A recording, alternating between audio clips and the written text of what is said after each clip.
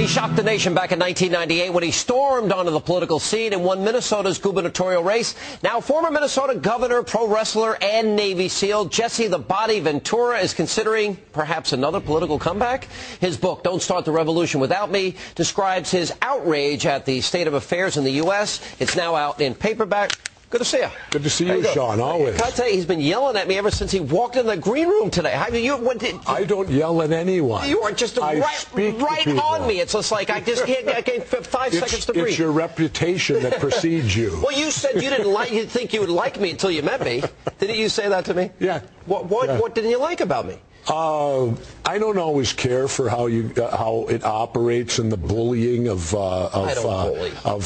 guests and things like that. I couldn't bully you if for a million. Not me, but other people you can. You'd slap me down so hard I wouldn't. Other people you do, and I get irritated when I see that at home. Well, you said you've been out surfing the last 6 months. Have you really been in Mexico surfing for 6 months? No, unfortunately, only for 3 because from November. Well, my brother-in-law was diagnosed with Lou Gehrig's disease. Sorry to hear that. And he was diagnosed October 2nd, and he passed on January 14th. So I didn't get to Mexico till the end of January because my wife, it was her younger brother, and she stayed home and took care of him until his passing. Well, it's a horrible disease. I'm sorry. No, I know somebody disease. right now who has it. It's terrible. I know another one, too. It's horrible. Scott Ledoux, the boxer, has it now. Is it true? Yeah. All right.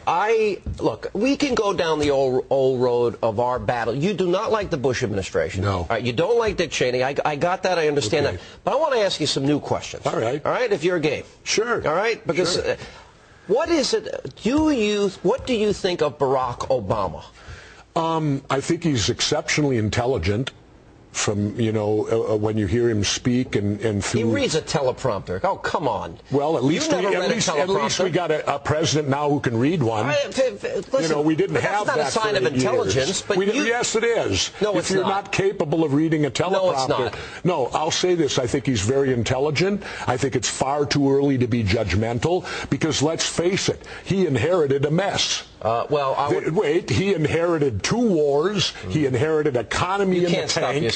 Economy in the tank, 2 wars. Right. I wouldn't have wished that on my worst enemy. Well, George Bush inherited a recession. George Bush inherited the negative. No, he Let did me finish. Not. Yes, he did. Wait a minute. Oh, yes, he did. And the negative impact of 9/11. All right. You're telling me that the United States was better off after George Bush or before him? After. Oh, my God. How can you make that statement? You just did. And I'll tell you why. Well, I don't even need to talk to you about it. Listen, it's not about Republicans. It's ridiculous. This country was far better off before George Bush than it is after George Bush. Want me to quote you the 9/11 Commission report? For an entire decade... I'm glad I can make you laugh. You can. An entire when you bring up the 9/11 Commission, that makes me laugh. Because they didn't investigate nothing. Well, I agree, and to one extent you're partially right, but they did get one thing right, that there were a group of radicals that were at war with the United States, and we weren't at war with them. We saw the first Trade Center bombing, the embassy bombings, the USS Cole, and we have radicals that think God is going to reward them in heaven with virgins, Jesse. How do you stop them? Well, what do you do? Tell me what you do. You pay attention to memos on August 6th that tell you exactly what bin Laden's going to do. Instead, we hear Condoleezza Rice going, I didn't know what they were going to do. And the memo says bin Laden set to hijack planes and ram them into buildings. I have a better idea. And your buddy, George Bush, he was on vacation in Crawford at the time. Did you know he took over 900 days of vacation? No, president's never off. The president's. Do you know that? Let me give you an example. This one was. He wasn't on his watch because the biggest attack in history happened on his watch. I wrote about this in my first book. I'll give you a copy before you leave here. Bill Clinton was offered Osama bin Laden on a silver platter by the Sudan, and we passed on him 5 times. So I don't want to hear lectures about George Bush and bin Laden. He did keep us safe.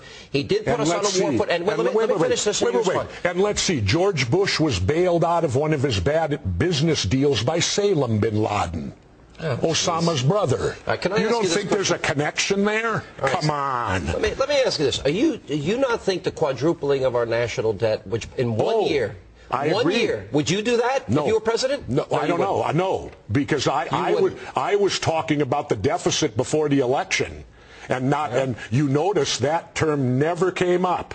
I agree. Do the entire John McCain, Osama bin Laden election, nobody would touch the deficit with a 10-foot pole. Do you know who first brought up the deficit? Yeah. Ross Perot. It's true. That's right. True. That's true. And so don't come at me that all the Republicans do. They spend like Democrats, only they charge it. Listen, at least the Democrats go cash and carry. The Republicans do the same thing and charge it. I will tell you this, though, but in 1 year, to quadruple the deficit, to have the CBO tell us that in 10 years, let me finish. This? Well, kids and grandkids, but in 10 years we're going to quadruple. And no, that's not true. No, this deficit is Obama's deficit. This is Obama's spending. Obama did it in 1 year. To fix George Bush's mess. You just hate Bush so much you can't see straight. No, you can't see straight. You can't He's see not straight the president. Because you're so conservative. I'm a conservative. All you do is back the conservatives no matter what they do. Wrong. You haven't listened to me for 5 years criticizing Republicans. 6 years we're criticizing Republicans for spending too much money.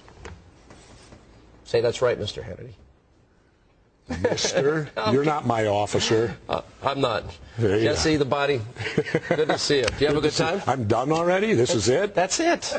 Jeez, you didn't even get to any good topics. Because you insist on going over the old topic, and I knew you'd do this. Because I need to pound it home to people to have them realize Barack Obama inherited this mess. Republicans had the Congress for 6 years, and they had the presidency. Now it's Obama's mess, and Obama quadrupled the deficit in 1 year, and we'll see what happens to our kids and grandkids. Okay, well, George Bush had a bailout too, didn't he? And you know what's interesting? Are you ever going to run for office? I don't care what you say about Republicans voted for it when it was George Bush's bailout, but they wouldn't vote for it when it was Obama's. That's politics at its worst. That's putting your party before the country. I am a Reagan conservative.